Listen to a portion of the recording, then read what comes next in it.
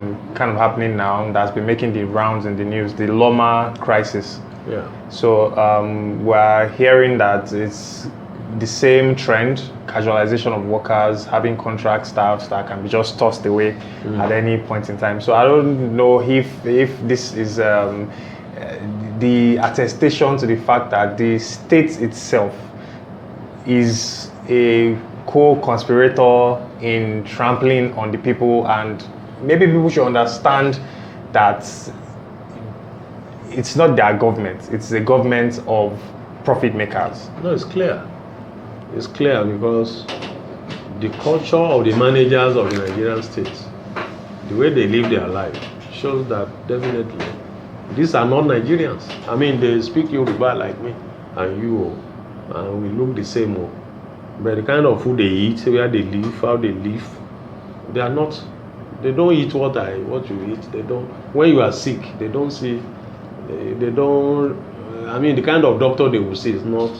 You can't even see a doctor, maybe a nurse or whatever. So these are not Nigerians. These are exotic breed of human beings who live their life in a way that does not reflect in any way the reality of 99.999%. People talk of 99%. It's more than 90. It's 99.99. Percent of the population. So this tiny fragment are in a world of their own. So you have hospitals, workers in hospitals outsourced. I've had to deal with that kind of situation in the past. Where what they call them ward meetings in the hospitals were outsourced. With Obafemi Awolowo Teaching Hospital, were outsourced to Ife chiefs. To Ife chiefs and some doctors in the management of OAUCAC. So, and of course, the first thing they did. So, what used to be the salaries of these people were now paid to the chiefs, who now cut the money into. I don't even know how to divide it, and then. This is also exposing that our traditional institutions have also been gotten by the web of this. No, let's be frank. I'm not a fan of our Nigerian system. I'm not a fan of the traditional system. I can say this anywhere, anytime. They were part of slavery. They were part of colonialism, and that's why people like Funmilayo Ransome Kuti had to literally lead a movement to even depose a traditional ruler, because they were part of the oppressive tax collection system all over the country, and although the huge struggle, the Talakawa movement against the Emirates in the north, and the same thing here, and even in days where they didn't exist, they created what they call warrant chiefs. And so today when people sing in church, Igwe, you don't know the meaning of Igwe. So these guys have always worked against our people. I mean, of course, there are a few exceptions of a few traditional rulers with good conscience who resisted slavery, who resisted colonialism, but they were exceptions. And the same trend continues to tomorrow. So I deliberately brought that example to show you the elite conspiracy around even what we call labor casualization and flexibilization, or generally what we call labor degradation. They are part and parcel of diminishing the life of Nigerian workers. So it's not enough that they mismanage public resources. It's not enough that they steal the bulk of taxpayers' money. That even the little that is paid as wages to workers, they have gone there to literally steal it from their pocket through these labor degrading practices. So you have ministries, even in health sectors, casualizing, outsourcing, not to talk of the multinationals. So I was engaging with some trade unionists. I was telling me that, look, we can't fight this thing. After all, even Ministry of Labour, when you go to Ministry of Labour to complain, they will tell you that even the ministry has outsourced workers. That's the trade union is responding to me. So it has become the established tradition of industrialization practice to even talk or think otherwise is to be living in the past and so on and so forth. But the truth is that the chicken is now coming onto roost. It's all blowing up in their faces. Starting from where it came from, China has been able to absorb all the technology it needs. China humbly took in all the shit, while also appropriating. And when people talk about China, I just laugh. Despite whatever limitation in terms of ideological purity or whatever, want to talk about China, I think you ignore China and the huge lessons it offers to young Perry. So they absorb it, and they have all the capacities now to call the bluff. To call the bluff of the West. So all the blackmail, even the COVID-19 blackmail and all of that, really does not affect the fact that China has acquired the technological capacity to call the bluff. And that's a pillar of the neoliberal argument. You can outsource anywhere. The anywhere is China and India. Given what is happening now, the system is no longer sustainable. And the Chinese working class is also beginning to ask questions. It's also getting more and more mature to say, look, we can't be the slave of the world. I read a book.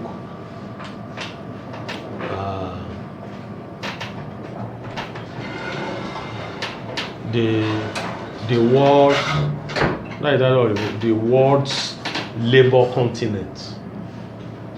The world's labor continent. That's Asia. So it's become the world labor. God, that's where all of them go. For cheap labor. For cheap labor. 90% of American firms are in China or India or Thailand or Malaysia or whatever. Exploiting, in the most extreme way, human labor, so that they can churn out very cheap products. You can have your $1 shirts, $1 whatever. People, even in those places, the working class is arousing. The working class is beginning to ask questions. The working class is beginning to demand its right to earn fairer wages, at least. That should allow them also to live minimally like human beings in the 21st century. So these are the big issues. And both the Chinese state and the Chinese working class are also getting more and more matured to begin to challenge that. I want to believe that the Chinese ruling elite also, from the word go, did what they did with their eyes wide open. Otherwise they wouldn't have done what they did. Unlike our own elite here, which was to always, if you look at, they don't take foreign investment the way we do, So if you are coming, yes, you are welcome. We don't mind that you are paying these miserable wages, but we must train our people. Technology transfer. There must be we must own the technology at some point. These positions, by also years, this position must be manned by Chinese. By also year, this position must be manned. But also by this terminal year, in fact, what is only your whatever we have as the American face, because we are in China here and we have a people to also take care of. So you can't, and they are very stringent about those conditions. You know, so they deal with. So when people talk of foreign direct investment here, you know, also at what terms? Is it? I talked to share workers in a village called Gbenga in Imo State. I said, look, my brother, we are just live there. So we are just live there. We are paid 19,000. And at the end and the job, anytime they can just ask you to go. You know, anytime they can just ask you to go, and that's the end of the work. I said, what's the union? They said, we are not unionized because we are casuals. And that's the catch. You cannot be unionized because you are not worker. You are not working, you are a casual. If you are a casual, you are not working, you are not a worker. You are not recognized as a worker with union rights. You know. So, and the union seems to also have accepted it, though sometimes they say we are also organizing the casuals. But when I went to the field, I didn't see that organization. And I couldn't see what difference in organizing casuals under the terms of the neoliberal terms of the employer. It has translated to absolutely nothing for the workers. So that's the reality. Is simply labor outsourcing, what we call labor degradation generally. It's about enslaving working people. Then it also meant because labor outsourcing and casualization is just an aspect of the crisis. The other aspect of the crisis is the insistence on privatization. The government has no business with business.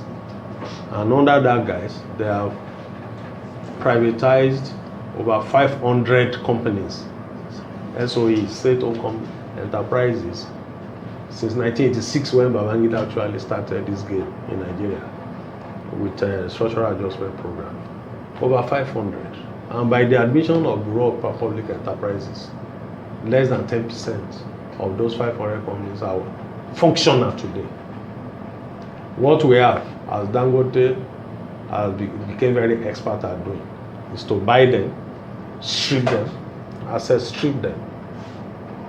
They buy for cheap, strip, and then abandon.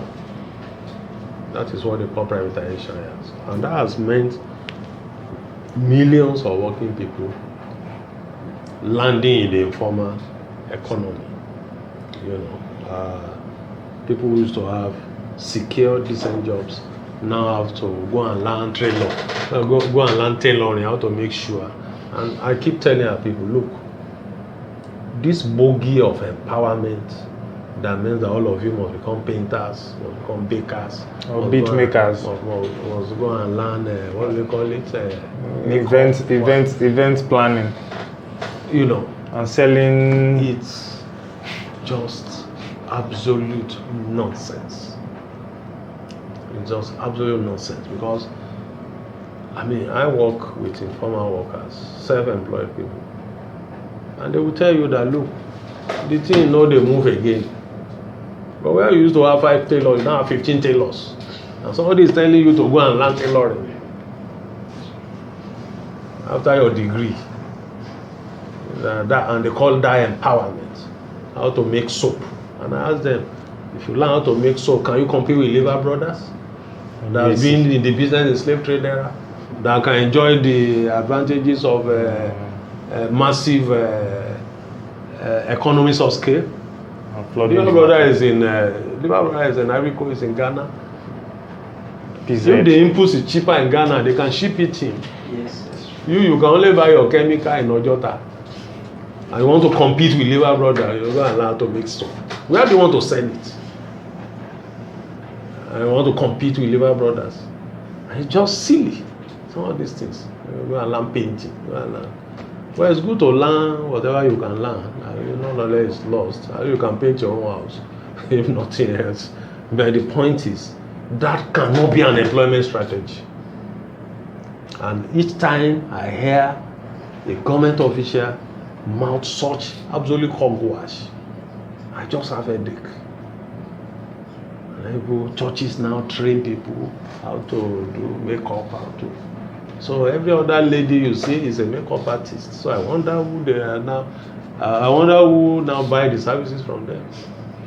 Who patronize that? So this is the absolute nonsense our people have been reduced to. So we now have a situation where most young people are unemployed, and they come back to blame you that you are badly trained, you are unemployable. Where is the employment to start with? What I know for sure is that when you leave college, you are only a raw material for industry after college. So when you go there, they used to call them, it's not for nothing that they used to call them management trainees in those days when the going was still good. College graduates are taking as trainees, because you are seen as raw material. You are just being prepared, to be trained to fit into an industrial society. Now, the industrial society has been destroyed, has completely collapsed. Then you now come and say they are employable. Where do you want to employ them to start with? Is it the companies that Dangote has scrapped that you want to employ them? Of course, he has built a few companies that are functional, but at what cost to the rest of us? So these are. We're seeing how industrial estates get stripped, like you've said, for profit. Our Jaukuta refineries that are not working, all these places. And these so-called abstract things, because we have a youth population that are highly unconscious of what capitalism is, of what imperialism is, of what labor degradation is, and they've become victims of these things. And now they are the worst victims. We're having serious cases of mental health issues because they're not employed, they don't know how to live their lives, they don't know where the next meal is coming from. So what can be done to rouse consciousness or invigorate labor as it is itself? Because Oshomole used to be the poster child of labor, and then people will tell you, can't you see Comrade Dinyoti? He's like them. So what can be done to give this education to people and make them understand that they have forces in society that is trying to crush labor, and which is called capitalism, and how they can rouse themselves against this system, politically and even culturally, as our society is general. So the biggest achievement of the neoliberal order is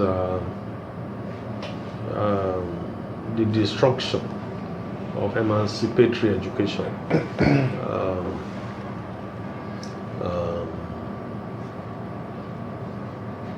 Before the 80s, Nigerian college system used to be very vibrant. The seminar culture was very vibrant. Young people were socialized. If you pass through OAU, UI, Zaria, whatever, up to the mid-80s, up to the late 80s to some extent. There's no way you pass through those places and you will not come across progressive ideas. At least you are exposed to the competing ideas. You will know about capitalism. We also know that there's something called socialism as an alternative paradigm to societal organization, to capitalism. You will at least be exposed to the possibilities that it offers, and some living examples here and there. And we used to have college movements, student and youth movements in the colleges that used to be very vibrant, that used to come up with even alternative vision of how society should be governed. Then the soldiers came, particularly with Babangida, who had a mission to fulfill the imperialist mandate of executing structural adjustment program. They also discovered that they had to destroy the radical student movement. There's a book by retired General M.C. Ali, Federal Republic of Nigerian Army. It's a book that every young person should read. There's a whole chapter entitled something like Blunting the Spear of the Nation. The title of that chapter. And as the DMI director, Director General of the Directorate of Military Intelligence in the Babangida Abacha era, he documents how the security apparatus was actually mobilized to destroy the student movement. So a lot of young people were killed in the campuses. These people actually created cult groups in the campuses, funded cult groups, and armed them to unleash terror and violence on student activists. So I think it's important that it came from such a top, former state operative. So it has left the realm of conjecture by activists who suffered those things. It's not a matter we suspect they did this. No, the guy is saying this is what we did. So the implication of that is that the campuses have been conquered by these same forces. So the alternative voices have been muted. So the challenge is rebuilding all of that, rebuilding the student movement, so that we can begin to once again reignite the seminar culture that questions and challenges orthodoxies, that is ready to probe into histories and stories of realities, contemporary realities. So we need our young people to be activated, to be reactivated, to be re-educated, so that they can begin to take their rightful places. You cannot have social transformation without young people. It's impossible. I don't know any revolution you have had without young people. I don't know any social movement you have had without young people. And so we need to get back to the campuses. We also need to make use of this media, the social media and all available media, to get the message all out that neoliberal capitalism, at least for us in this part of the world, means modern slavery. It has nothing to offer majority of working people. It has casualized them. It has degraded them. It has devalued them. It has turned them to slaves. Now what it has done to workers, literally. It has limited opportunities for young people. It has created a mass of unemployed young people, which makes it possible for the capitalists to just pick and drop as they wish. So people need to see these realities for what it is. And they also need to see the possibilities and the alternatives. So it's also important to create alternative visions, that it is possible to have a system that will not concentrate $25 billion into the hand of one person. That $25 billion can be used to transform the life of millions of people permanently. That $25 billion is enough to create jobs, quality jobs. Is enough to address critical economic and production issues that can put millions of people to work. And that to have somebody with $25 billion in the name of he owns a few factories, is exacting too much price on the rest of society. People need to understand these things, so that they will stop even worshipping their oppressors and slave masters as their heroes. Looking at and we're going to wrap it up with that, looking at the current political climate now, what singular advice, if you're going to give the youth any advice, just one advice, what advice would that be for a better future and a better country? The advice I will give is that they have to liberate themselves mentally, the first battle that must be won is the battle of consciousness. There are entire structures of miseducation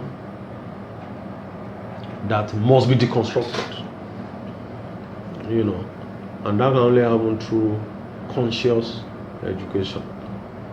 They must go back to read history. They must go back to read about ideas. It's interesting, for instance, that the state of Kerala in India, the state of Kerala has been governed by a Marxist party since the 60s. And even the World Bank has come out to say, look, the way these people have managed COVID-19 is different. But they have done in such a way that nobody starved. They are able to effectively contain the thing. And with minimum, it has not affected the economy, it has not affected, and that despite the fact that the state of Kerala, because the state of Kerala has always been a kind of model for those who are really interested in progressive developments of societies. So people need to open their eyes, people need to question orthodoxies. All this idea of government has no business with business. Then why are they looking for bailout from government? Government has no business with business. And subsidies. Then they run down corporations. Then they come back to government to say they want bailout. So why should government bail them out if government has no business with business? If government has no business with business, why are they always borrowing from using treasury instruments and all of that? Why are they always there? And AMCON readily cancelling their debts. Yes, all the time. Why do they always look up to government to even help them to fix prices? Fixed price means to increase and guarantee markets for them. And guarantee markets for them. It's just not true. The point is that no capitalist can even survive without government state intervention. So if that is true, how much less individuals? So what we now have are government of capitalists, government that only do the bidding of capitalists, that only function to service the interests of these tiny elites. And that's why it's possible to have the situation we have in Lagos State, where sanitation workers are contracted out to individuals who are linked to people in government anyway. Pay them 25,000, you pocket 20,000, you pay 5,000. How is he able to do it? Because it's going to settle everybody. So anybody that can say why is settled, is part of, is in the loop. So what are you talking about? So how can any human being, survive on 5,000 naira in 30 days? Today's Nigeria. It's horrible enough that the salary is even 25,000. Now you have to steal 80% of it. So these are the kind of people we are talking about. And they keep telling you that's the only way society can be governed. If this is the only way society can be governed, then let society scatter. And when we have rich people in society, we should be aware that this is how they make their wealth, from the sweat and blood of the people. Of course. There is no accumulation without dispossession. When you say somebody is a billionaire, some people, millions have been dispossessed. That's what it has meant, from slavery to feudalism, to colonial plunder that's what it has meant. It has always had some people's cost. And those costs, when you now begin to probe the cost of what you call this man's wealth, you weep. The people that have been immiserated, the people that have died, the family that have been destroyed, for this guy to be able to go around with his strut around with his agbada and claim to be a billionaire, So there is no accumulation without dispossession. That's an established fact, and these are realities, these are narratives that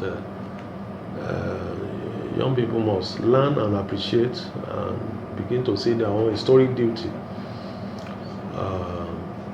to make sure that there's a change in the social system and that these structures that make this kind of injustices and exploitation possible are dismantled.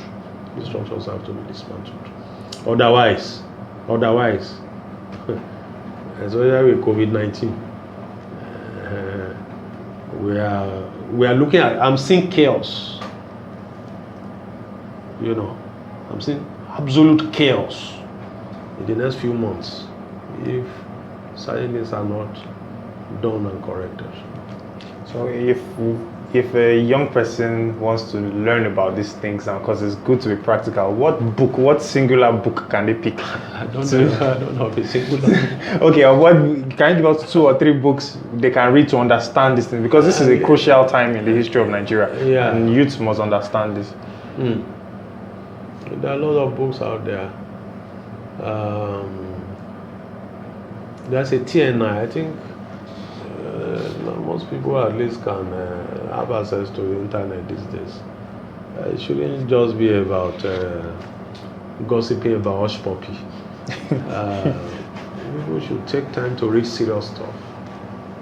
So you should go to Third World Network. You see a lot of materials.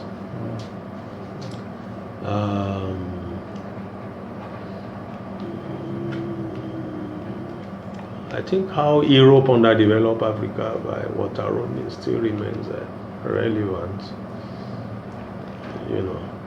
At least it shows when we say accumulation is by dispossession. You see there how Europe, being what it is, that everybody wants to go there now, is by dispossessing Africa, other people, and expropriating them.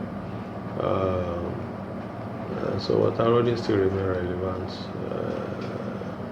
Fanon used to be very inspirational for us when we were very young, and I think it's still very inspirational. The Wretched of the Earth, Frantz Fanon, still remains very inspirational. So there are lots of, if only people will bother to probe, there are lots of information at your fingertips nowadays that people can go to, read and learn. I made a reference to, I think that book is also important. I stumbled on it in the course of my work with Industrial late last year. The Continent of Labor. Asia, the Continent of Labor. I can't remember the author. It's available online. Where it documents when you talk of labor degradation, extreme exploitation of human beings. You see it there, what they are doing in Asia and here too. And our workers are also fighting back. Our workers are also challenging some of these things. So those kind of stuff puts a lot of things in perspective and will helps to understand the current realities. Thank you very much, sir. It's been good to. The pleasure is mine. It's been good to have you, sir. And we might come back for more interviews. Anytime. Thank you very much, sir. You're welcome. Yes, sir.